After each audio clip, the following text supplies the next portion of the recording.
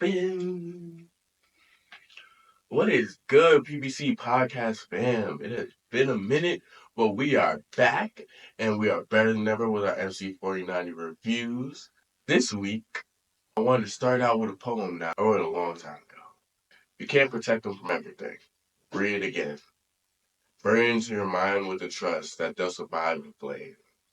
For when you shield them from life itself, to the point where a little cold scares you, a little fear haunts you, where rubble means the path is too tough, and pristine pearl floors means I should be carried. No, they won't know how to handle what lies beyond there, especially if you are not. They can't then live while you are gone, and so too you are tied to shackles of demise. Give them their strength. Let them raise the bar. You can't protect them from everything because the bird must fly. Now, why did I say this poem? So this week we talked about the Black Mirror episode, Archangel, season 4, episode 2. In this episode, basically they implanted a chip in this child's head, which allowed their parents to track and to shield them from seeing certain disturbing images and actually create a fuzzy filter over anything that would cause them stress. Now, typically, and it is found very much with the nature of all existence, when you try to avoid outcome by suppressing the outcome, the natural curiosity, especially when it comes to humanity, the natural curiosity ends up drawing us towards the unknown, towards what we cannot find, towards what we have suppressed away from us by exterior force, and in the end makes us actually very much want to figure out what it is and want to explore it.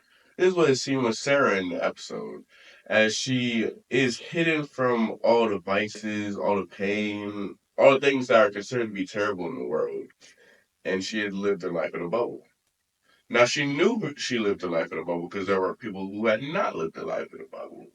However, even taken in a vacuum, one will either attempt to explore the unknown or they will die before they find the curiosity to do so. Now, why do we bring this up? There is a certain legislation related to the internet that we need to examine today. That is Section 230. And this states in 26 words from the 1996 Communication Decency Act, it states, no provider or user of interactive computer services shall be treated as the publisher or speaker of any information provided by another information content provider. Why is that prevalent in society today? Let's start with Twitter. And let's start with Instagram. Twitter, now formerly known as X, is run by Elon Musk, who is a firm believer in a laissez-faire version of free speech, where it's put out into the world, it is meant to be protected. No matter what it puts out, whether it be positive, whether it be negative, whether it be neutral, whether it be inappropriate, whether it be appropriate, if it is speech, it is free, it is protected. Versus Instagram, who has begun to possibly upon themselves to limit content and make content digestible to the audience that it should be digested by. In this week's readings of Christians, it discusses the docudrama Nixon, which goes over Nixon's presidency, specifically the Watergate scandal. And in this review of docuseries, there was much criticism for the use of creative liberties in telling certain parts of the story. And it discusses the generational normality of doing so in the documentary, well, the docudrama and videography scene, the entire playwriting scene, going back to as far as Shakespeare, at least as far as Shakespeare. However, the author of the docudrama, he argues the point that it is not the smaller truths that are most important, but it's the deep and core truths of the entire artwork and concept that must be fully and accurately portrayed. And to do so, sometimes you can utilize creative liberties to ease along the process and create a deeper storyline to keep the audience very raptured into it. Now, I find this to be somewhat applicable, yet at the same time, there are many there are main stipulations that must be made. The first is that if you are going to utilize creative liberties, that must be explicitly stated. However, even with explicit statement, it must still be like the idea of putting based off a true story. That is a very easy way of explicitly stating it without causing reasonable doubt to the entire story itself. Now, how does this tie in? With the internet, there are certain truths to life, so to speak, that are very ugly. They're very distasteful.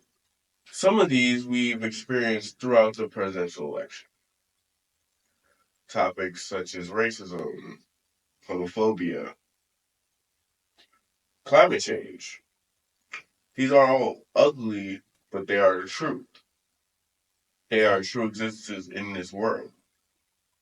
However, to shield someone completely from them does them a disservice to the extent that they are still truths of this world, whether you see them or whether you acknowledge them. And because they are truths of this world, they must be acknowledged to be combated. If you can't acknowledge the enemy before you, you cannot combat the enemy before you. You can't fight what you can't see. You can't fight what you can't bring yourself to conceive to be real. Now, this can go deeper into the Archangel episode, as at the end of the day, whether Sarah was able to see these things or whether there was a filter over it blocking her, it was still happening. And she knew it was still happening. She did not know what was happening, but she knew that something was happening and that she was missing something. This was partially due to the people outside her bubble who were actually able to see the things going on.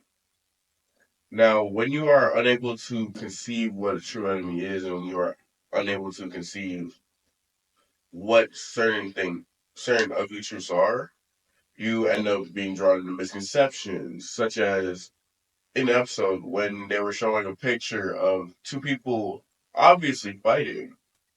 Sarah could only attribute it to talking because that was the only relatable experience that she had actually lived through, that she had actually knew. She did not know what it truly meant for people to be aggressive with each other. She did not even know what the idea of truly arguing was because anything that raised her stress levels was filtered out of her life. And when you don't know what those are, you become curious. And you can, at times, endanger yourself because of that curiosity, as with Sarah in the Archangel episode, where she was so curious to know what it was like to experience a wound, to experience blood, because she'd never seen it before that. When she was drawing the images, she ended up repeatedly stabbing herself with a pencil until blood spurted onto her face because it was the only way for her to actually be able to experience it.